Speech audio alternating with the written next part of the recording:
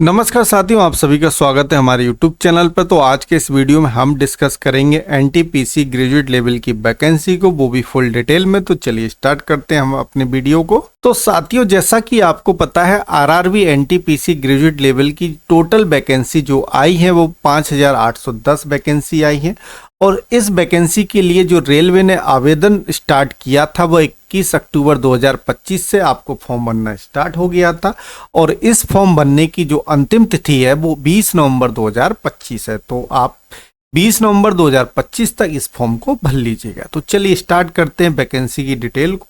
तो यहाँ पर ग्रेजुएट लेवल की जो वैकेंसी के तहत 6 पोस्ट के लिए आपसे आवेदन मांगा गया है, जिसमें से पहला पोस्ट आपका होने वाला है चीफ कमर्शियल कम टिकट सुपरवाइजर का। दूसरा पोस्ट आपका रहेगा स्टेशन मास्टर का। तीसरा पोस्ट रहेगा गुड्स ट्रेन मैनेजर का। एंड चौथा पोस्ट आपका रहेगा जूनियर अकाउंट्स असिस्टेंट कम टाइपिस्ट का। पांचवा पोस्ट आपका होने वाला है सीनियर क्लर्क कम टाइपिस्ट का। एंड लास्ट पोस्ट आपका रहेगा ट्रैफिक असिस्टेंट। यहाँ पर जो 6 पोस्ट है उनको 3 लेवल के अंतर्गत रखा गया। जैसे मैं स्टार्टिंग की 2 वैकेंसी की बात करूं, चीफ कमर्शियल कम टिकट सुपरवाइजर की एंड स्टेशन मास्टर को, इसको लेवल 6 में रखा गया है।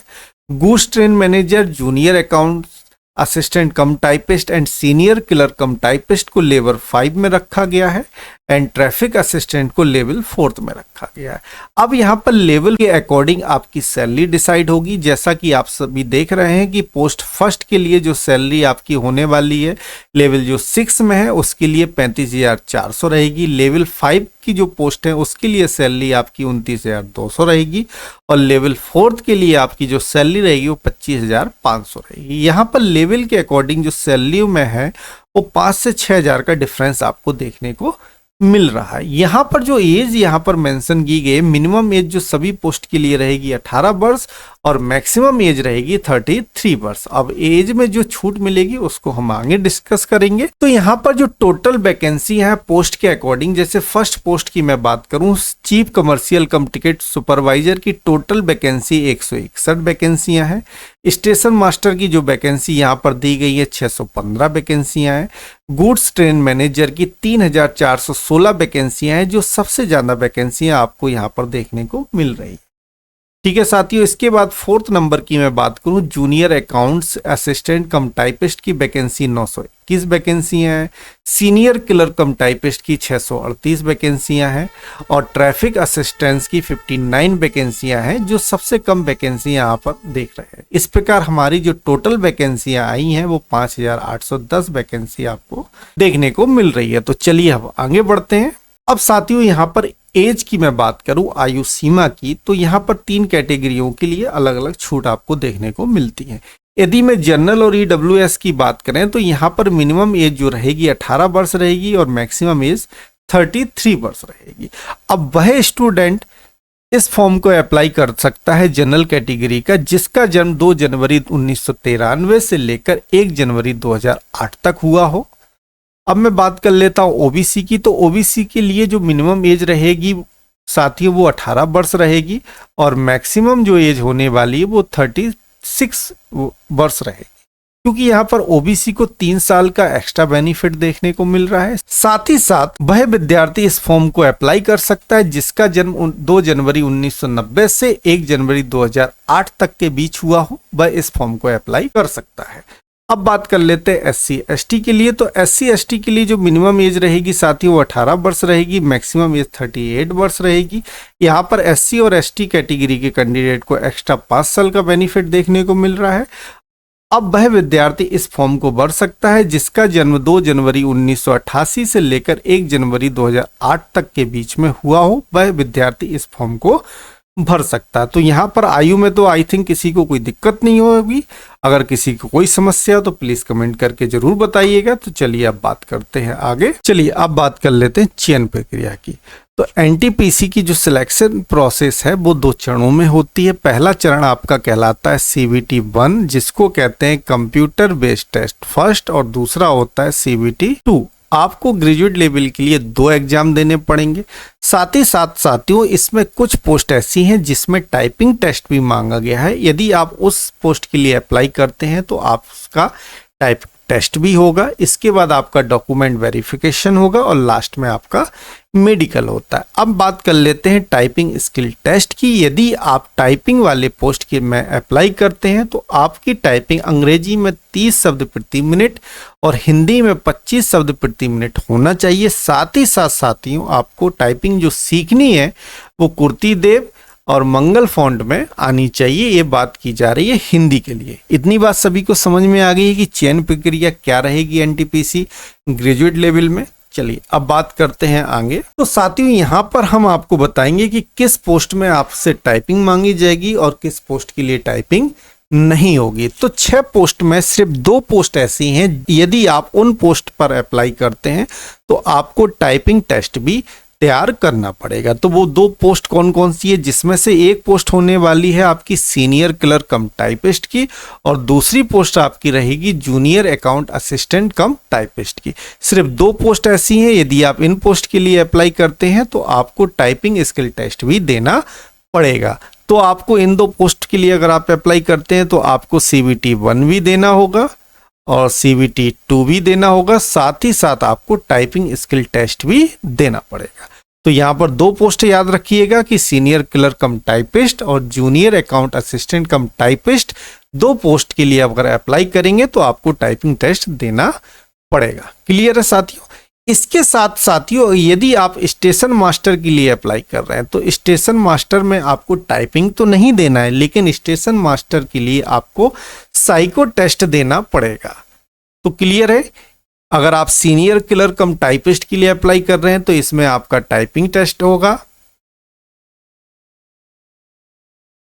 यदि आप जूनियर अकाउंट असिस्टेंट कम टाइपिस्ट के लिए अप्लाई कर रहे हैं तो इसमें भी टाइपिंग टेस्ट होगा। यदि आप स्टेशन मास्टर के लिए अप्लाई कर रहे हैं तो इसमें आपका साथियों साइको होगा।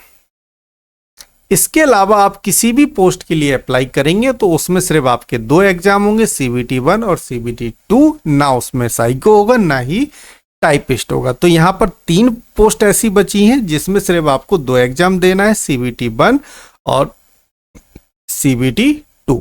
क्लियर इतनी बात? चलिए अब आगे समझते हैं। साथियों, अब बात कर लेते हैं पोस्ट प्रेफरेंस की। तो यहाँ पर जो मैंने पोस्ट प्रेफरेंस मेंशन की है वो है अकॉर्डिंग टू द सैलरी की है। यदि आपको सैलरी की चाहे कि हमें मोटी सैलरी मिले, काम हमसे कितना भी ले लिया जाए, बस सैलरी अच्छी मिलनी चाहिए, तो यहाँ पर जो मैंने रैंक दी है, यदि आपको पैसे से मतलब है तो इस रैंक के हिसाब से ही फॉर्म भरिएगा तो आपको अच्छी सैलरी देखने को मिलेगी।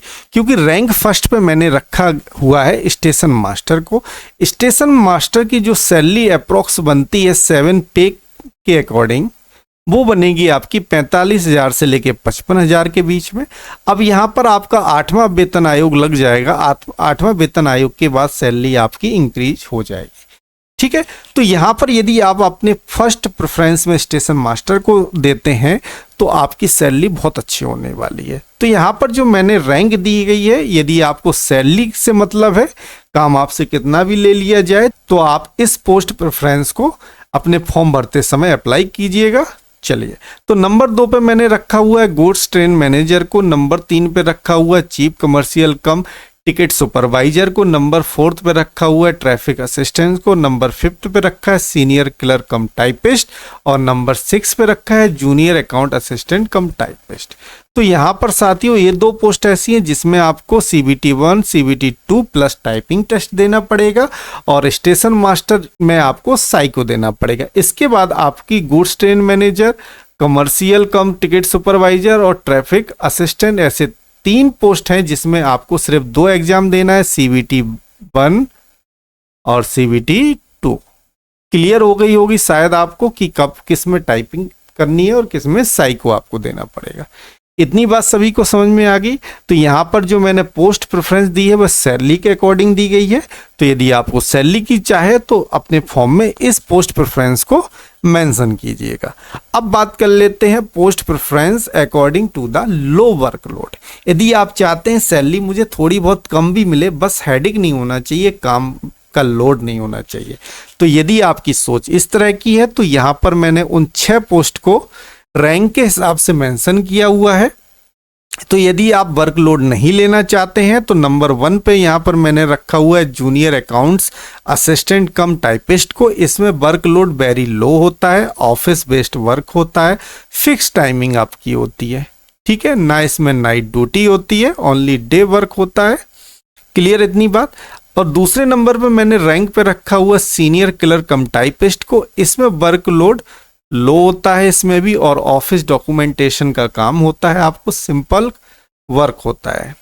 तीसरे नंबर पर मैंने मेंशन को किया हुआ है चीफ कमर्शियल कम टिकट सुपरवाइजर को। इसमें जो वर्कलोड मॉडरेट होता है, सुपरविजन का वर्क रहता है, पब्लिक डीलिंग का वर्क रहता है, कुछ प्रेशर भी रहता है।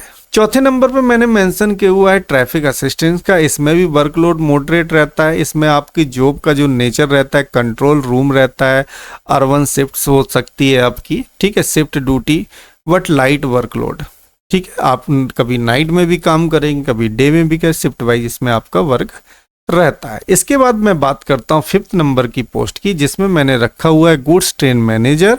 इसमें वर्कलोड हाई होता है, ऑन ट्रेन ड्यूटी रहती है, ठीक है, कोई टाइम फिक्स नहीं होता है, ओवर टाइम भी रहता है, नाइट शिफ्ट भी रहता है, ट्रैवल इन्वॉल्व भी रहता है। इसके बाद जो इन 6 पोस्ट में सबसे हाई वर्कलोड वाली पोस्ट है वह है आपकी स्टेशन मास्टर की। इसमें वर्कलोड वेरी हाई रहता है, और नेचर ऑफ जॉब की बात मैं करूं तो ऑप्शनल एंड शिफ्टिंग ड्यूटी रहती है।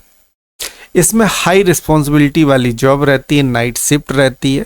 तो साथियों, यहाँ पर मैंने पोस्ट प्रेफरेंस आपको सैलरी के अकॉर्डिंग और वर्कलोड के अकॉर्डिंग मेंशन किया हुआ है। आप इसका स्टडी कर लेना, जो आपकी सोच हो उसके अकॉर्डिंग आप अपनी पोस्ट को अपने फॉर्म में अप्लाई कर दीजिएगा। चलिए अब बात करते हैं आगे हम CBT 1। तो साथियों, CBT 1 में आपसे 3 सब्जेक्ट से क्वेश्चन पूछे जाएंगे। नंबर 1 पे आपका रहेगा मैथ, नंबर 2 पर सामान्य ज्ञान योग्यता एवं रीजनिंग, एंड नंबर 3 पे रहेगा सामान्य ज्ञान एवं समयकी।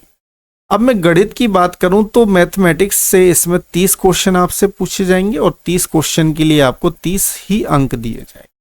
अब सामान्य ज्ञान योग्यता रीजनिंग की बात करें तो रीजनिंग से भी आपके 30 प्रश्न आएंगे, और 30 प्रश्न के लिए 30 अंक दिए जाएंगे। सामान्य ज्ञान की बात करूं तो सामान्य ज्ञान के भी यहाँ पर आपसे 40 प्रश्न पूछे जाएंगे, और 40 प्रश्न आपके 40 मार्क्स के रहेंगे। तो टोटल नंबर ऑफ क्वेश्चन की मैं बात करूं तो यहाँ पर CBT 1 में आपसे 100 क्वेश्चन पूछे जाएंगे, और 100 क्वेश्चन के लिए आपको 100 मार्क्स ही दिए जाएंगे। और समय की बात करूं तो साथियों, आपको 100 क्वेश्चन 90 मिनट में सॉल्व करना रहेगा।